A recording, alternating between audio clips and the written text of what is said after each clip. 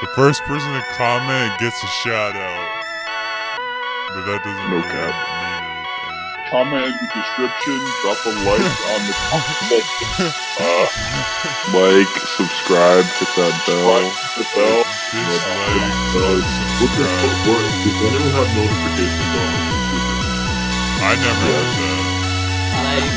What the subscribe. fuck? What? Does anyone have notifications on YouTube? I never had that. Yeah, I don't have it on. Alright, never mind. I was gonna say like, who has? I've never had notifications, but I can't. I can't even.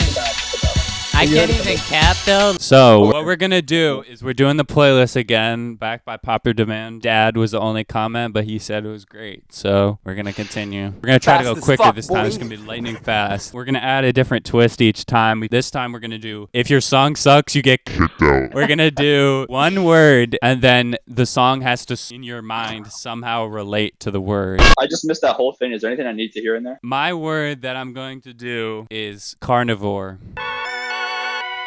I had a whole list of songs. I have to find a new song.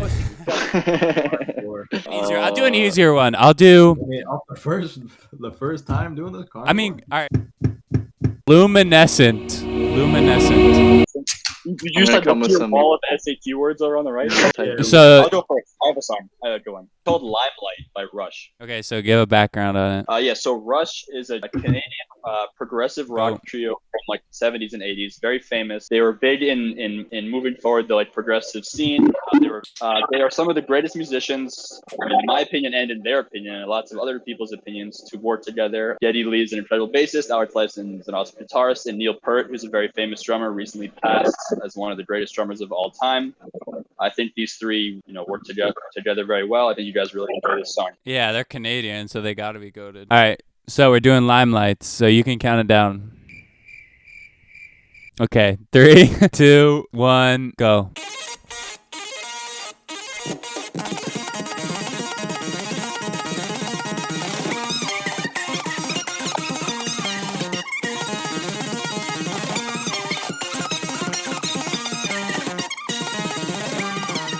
Classic. I mean, Oh, not much shit. else you can say. It's a classic. I mean, that's all she wrote. No, the drums are incredible in that song. And Rush when you hear it. You know what I mean? Like they just have that sound that it's instantly recognizable, which is really cool. Not many people have that. I mean, yeah. Well, I mean, what's not to like about that song? I mean, Rush is just this album is just a classic. So you can't really. There's nothing else to say. Just listen to it. The drums are great. The way the voice blends in with the rest of the band is excellent. So I was just a big fan of the vocals, and I think it had a familiar twang, but I loved the voice and how it mixed in with the kind of chaotic instrumentation, but his voice really stood out, and I thought his voice definitely luminescent. I mean, yeah, I think obviously I like this song, so I picked it. I think one of the best parts of this song, instrumental is great. They mesh very well. I think mixing is awesome, but the subject matter of the lyrics, I think, is really special. I mean, I don't know how much you guys listened or whatever. It goes by quickly, but it's written. The lyrics are written by Neil Peart, who's the drummer. For most of the songs, the lyrics are written by Neil. This one talks about, everyone wants to be famous and in the limelight until they get there, and how hard it is to really be under, the public eye, constantly pressure of being famous until it gets to you. I'll go So next. if another you're ready for luminescent that. track, Scott. I'm gonna go with "Too Deep to Turn Back" by Daniel Caesar. Daniel Caesar breakout hit with the song "Get You" featuring. It's on his 2017 album, Freudian, one of my favorite all-time albums. He's an R&B singer. I believe he's from Canada. Yeah, he's from Canada. Yeah. But yeah, his soul in his voice is crazy. You'll know why I picked this song within the first 3 lines. So Scott, count us down. Let's get straight to it. 1, go.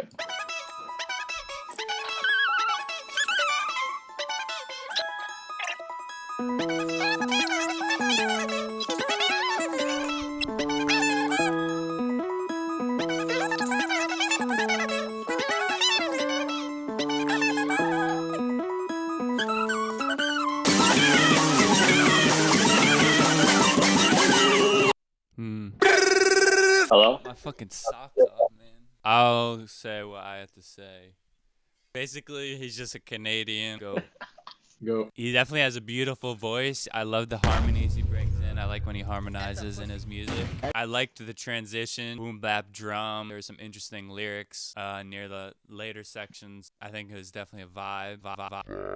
I'll go. I mean, yeah, like Victor said, he just has such a distinct and beautiful voice. It's like almost angelic and just boyish. So naturally, he sounds good on the first half is like gorgeous. It seems like it reminds me of everything kind of coming back to life, like the plants regrowing. But what stood out to me was the second half of the track, where I don't know what instrument it was, but was it string plucks or something? I thought that was done really well, and I think he made the most out of his 5 minutes. Oh yeah, I could have listened to this song for probably 5 more minutes. I thought it was really good. Obviously, his voice sounds incredible on this song, as does the harmonies. I really like kind of the minimalist instrumentation in the first half and how it kind of just up to the drum section, which is also kind of, it's not totally minimalist, but it's a little more subdued, which I like. It's just the slow burn. Yeah, I mean, the reason I picked this song is like when I heard like Luminescence, I just thought of that. The Says one it. I do really love the song. It's When really, I like, first, when you it's said, very, yeah. it's really like bright, and it's like his vocal performance is very bright. Yeah, when you said in the first few lines, I like laughed like once I actually started hearing it, because the first 3 lines were like ba ba ba ba ba ba ba. I was like, oh, I get it. Nah. Vic, you had. Okay. Psych. No, I'm just kidding. Berlin by Lou Reed. Raising trouble! Raising trouble! No! What an off Wow, Vic, you really like Lou Reed. Yes. Say again, what is it? Like the Berlin Wall. As in Berlin? As in Berlin, the city. So this is 1973 version, the only one on Spotify. Apparently there's other versions. Wait, the 73? I have the 72 pulled up. Shut up.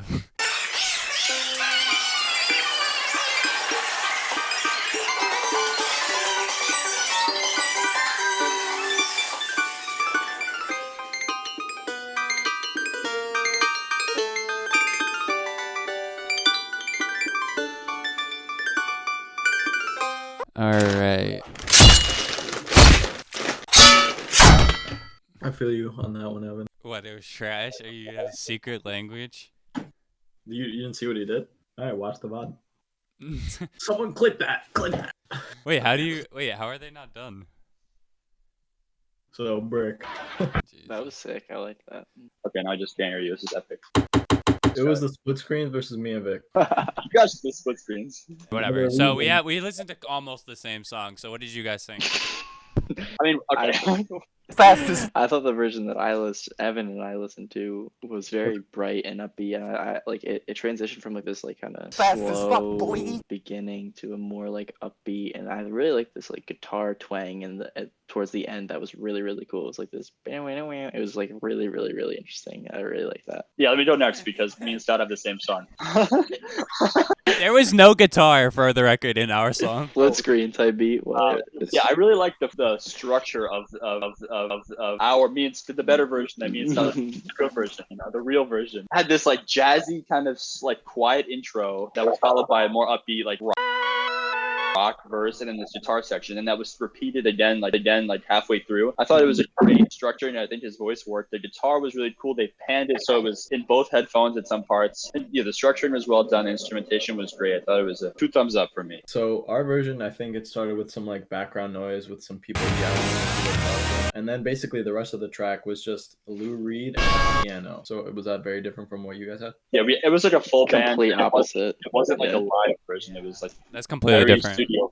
I thought his voice, it was beautiful. It was right in with the piano accents, and the dynamic levels of the piano playing was awesome. It's probably my favorite part. Great ballad. Yeah, not to cut you off, Victor, but the piano, there was also a piano in our version, which was really good too. Oh, I didn't mention about Lou Reed. So yeah, Lou Reed is the GOAT. Let's get straight to it. American songwriter, singer-songwriter. This is his solo album, I guess is the title track, obviously, of Berlin. He recorded in Berlin with David Bowie. He was great friends with David Bowie, who recorded his famous Berlin Trilogy, which is some of the best rock albums ever. For me, I love the jazzy piano. I agree with Carlos. The dynamics of the piano, like there's so much life given into this song from the piano, and I think it's great, like on his voice. I think he should do it in more songs. And I love the beginning part with the like New Year's party, and there's like a happy birthday recording, and there's all this like jumbled ambience. When you said luminescent, what's the deal with that? Is there any reasoning? His singing reminds me of, you know, like he's doing a poetry reading at night, and then he just starts to glow, and there's all this like reverberation everywhere. So I think of like a dark night, and then Lou Reed's there to save us from the Joker. All right, I'm gonna give you STFU exclamation point by That's explicit. Sawayama Rina Sawayama. for her debut album Sawayama. Split screens. Yeah, this is real split screen energy. I'm not seeing it. Do you guys have Spotify? What is this, pop? Yeah, we're ready. We do the intro. All right, so STFU exclamation point by Rina Sawayama. She is a Japanese British pop, electro pop, experimental, but mainly pop focused. Yeah. let's give it a listen.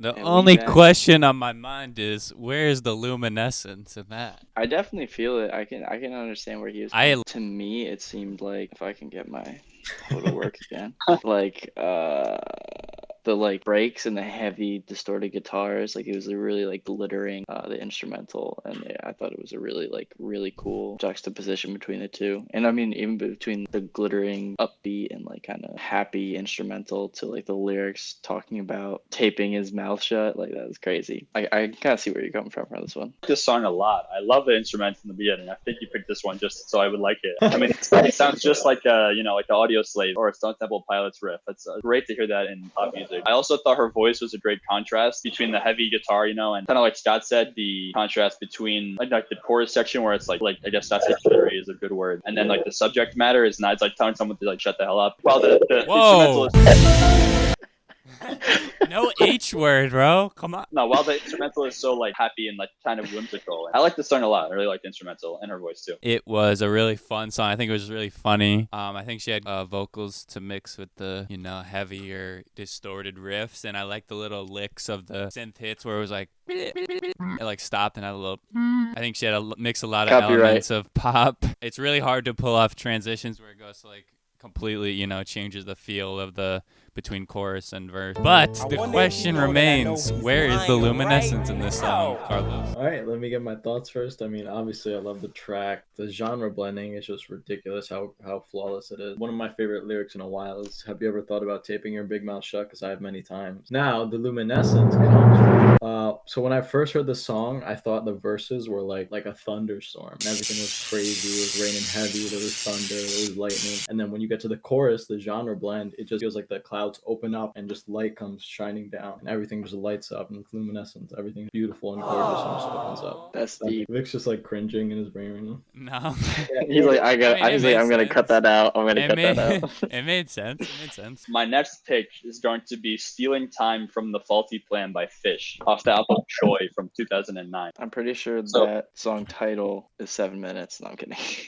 So a little bit about Fish. Fish is a band, like a rock band that was formed in the 80s, and they've been making music ever since. They're kind of like a jam band. They at their live shows, people will go just to see them live, to hear them just jam on their songs just for, however long. I don't know that much of their stuff, but this song has been one of my favorites for a long time. I think you guys will really enjoy it.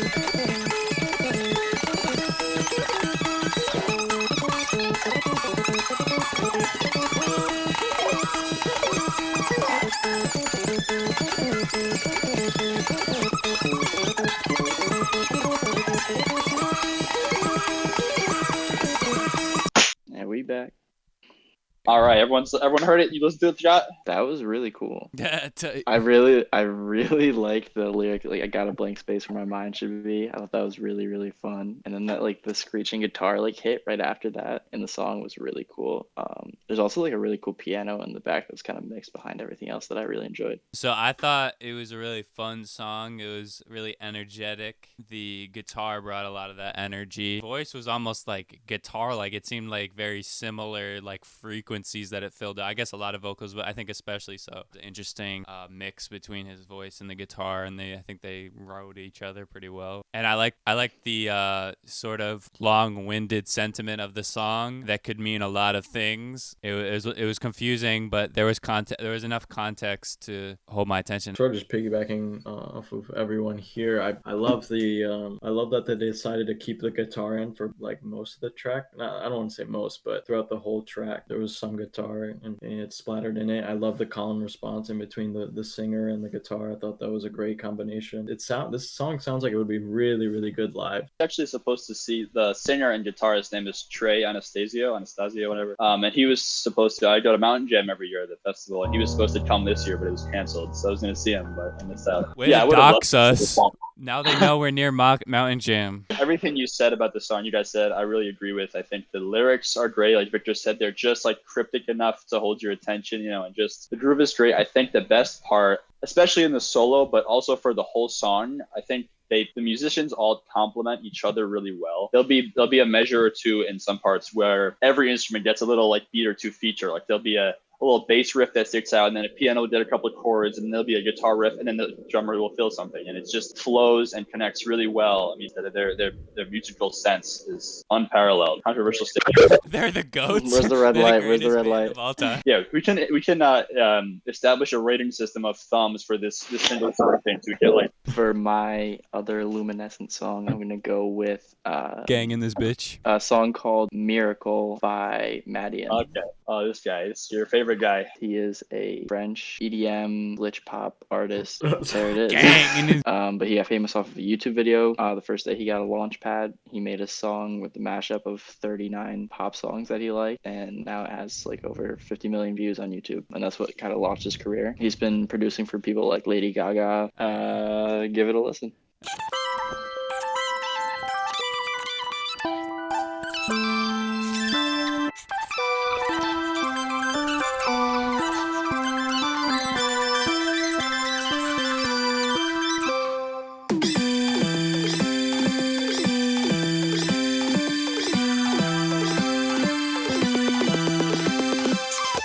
Gang. Record. So before we start, will this song be Poggers or will it be Weird Champ? What up? Carlos, is this song Poggers or is it Weird Champ? The song is freaking Ducker Z with it. Shout out. Pog, yeah, it's definitely Pog. I heard God was actually the one that put me onto this album. So I was before this album. Now I'm awake. This is great. I love the vocoder chopping. He has a great groove when the drums come in, and then that last section was just beautiful. Me next. Before Victor says the Pog. same stuff that I was gonna say. Yeah, I mean, I agree with Carlos. I really like the vocals in the beginning with the vocoder or whatever. I don't know exactly what I love the mixing and layering, all the different. I think it flowed really well. There's a good speed. It kept you like dancing, kind of like moving my body the whole time, which is great. And the outro was also really good. I like that a lot. I'm gonna have to disagree with all of you. I thought it was true. No, I'm just kidding. I really loved the opening vocals. I thought it was like a good twist on a lot of pop things that I heard, but little did I know that they were gonna go into the most epic vocal chopping section ever, and it was really like a miracle. It really fit the song. I love really great Daft Punk feel, but it was... Yeah, this is just one of those songs that if I hear it, even if I'm having like a bad day or whatever, it's just always one of those songs that's just like uplifting and really, really positive. So that's why it was just always something that can brighten any type of mood. Me, gang. You knew it was gonna happen. The last video, I had no Smith song. This time, I'm gonna have to have a Smith song. All right. I'm gonna have, since you're pulling out the Madonna, I'm gonna have to pull out one of my favorite Smith songs, Hatful of Hollow version, Back to the Old House, not Louder Than Bombs. Dislike, unsubscribe.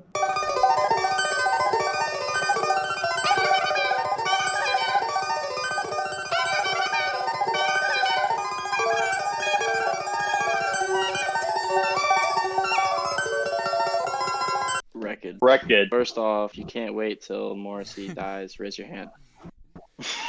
You must And then Scott's over here. Scott's down here. That's me. This is Kev. Gorgeous.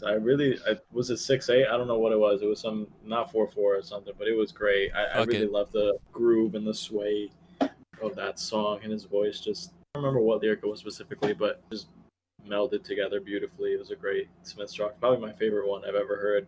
And I've only heard the ones that Victor's shown me, so poggers. Yeah, I mean, I think it was a great song. I love Morrissey's voice on just about every Smith song. I think he has a really incredible voice. I think the instrumentation also really helps emphasize emptiness and like melancholy of the subject matter too. Like just the guitar, it's just very stripped down. You know, it does a good job reflecting how like sad Morrissey is or the speaker is. You know, in his play. I also like the recording of the guitar, how you could hear the slides when he changed chords. And I think that helped also with the sadness, I guess I can't think of the word of for the song. I think it all came together really well. For it conveyed a lot of emotion. That's what Yeah, for me, the Shining Star, that whole thing was just that picking on the guitar was incredible. And like you said, you could hear the feedback from the strings on his fingers as he slid from chord to chord, which is really cool. So the Smiths are the greatest band of all time. This is Half Full of Hollow. It's a compilation release. Because that's all of it, right? Yeah, just post on that under your ass. I'll definitely edit this out. All right, one or two. You guys picked it, so we're doing Pluto by Bjork. I'm Wait, sorry, Baby you guys- Pluto? You picked the pick. You pick it up. Well, one was a Stroke song, so take the hell you want.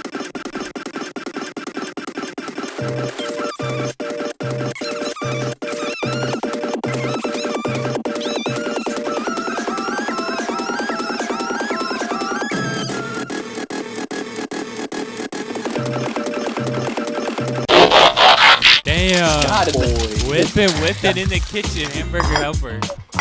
That was savage. That song was. That song was weird shit. No. This song is kind of hard to talk about, I think, right off the bat. Kind of similar to a lot of her other music. Seeing as I only know one other album of her music, I can confidently say a lot of her music. I like the instrumental. I like how it's like this like industrial, super distorted. How it kind of started out super choppy, then developed into like more cohesive, and then it went back to choppy again at the end. The only thing, this is just like my taste. I think sometimes the distortion on the vocals plus the distortion on the instruments was just a little too harsh for me. I thought this song was like really, really like catchy despite its like industrial and kind of experimental front. Like I thought the almost kind of like scratchy sound in the ear is like actually really, really catchy. Along with her like screaming at the like in the middle of it, was like that. That was really cool and well done, I think. And I think it's like more of I think we all agreed that we wanted to see. Yeah, it was. I mean, that was a really cool song. I was honestly wishing it would sound more like. Besides that, it was great. I loved the sequencing of which sounds came in when and which point the distortion maybe laid a little bit back because there was less layers at certain parts. And I loved how the drums came in. Thing about it, but I think they came in really nice. I like the ambient droning sounds to sort of usher in new sections. Yeah, this track is experimental and industrial, and I love how like she gets it right on her, I don't want to say her first try, but her first couple of tries on. It is excellent. I love the decision of having that effect on her voice. I think she realizes that she has a good voice, but she still wants to put effects, like she puts a little flavor on it. And the moaning is just, you can, at one point you can hear like the spit in the back of her throat and emotion provoking. You can really tell. God, I love it when I can hear this. Great. I just love the instrumental, like Victor said, the pulsating drums where it's like came in like doop, doop, doop. Oh, the reason I chose this for Luminescent, I don't know, it made me think of like a sort of like a police or car chase, like the swelling of the drone synths came in like a passing car or something. Bjork is Icelandic singer, songwriter, actress, extraordinaire, And his soulmate. She does IDM, electro pop. No cap. I think we have a good playlist. This is a good playlist. There's our All over the playlist. bit of 6 everything. heavy hitters and then my 2 songs. So we got pretty good. Yeah, the songs are always the worst every week. We're doing a giveaway. One free We are? fuck. Mhm. We're gonna give one free fuck for every time someone comments. Let me tell you guys a story. I've been on YouTube 2001. I like never like but I'm gonna start liking, commenting. So now you guys can't do. There you go. Inspirational. Inspirational. There's